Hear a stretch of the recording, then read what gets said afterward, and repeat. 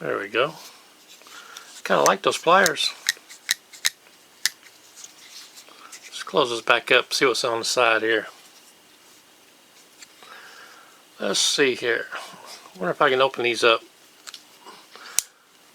with my bare fingers.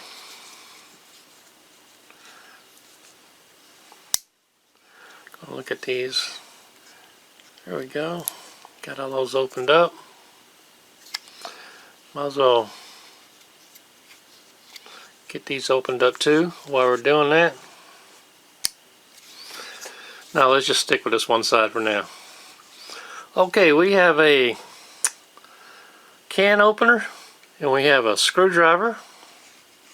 Pretty basic. Here we have another screwdriver, bottle opener or can opener, whichever way you want to use those. And I don't really know what that little divot is for. I'm pretty sure that's a can opener instead of a bottle opener. But I'm sure you can use it for both, whatever you prefer. It's your knife, do what you want. Okay, you got two blades here.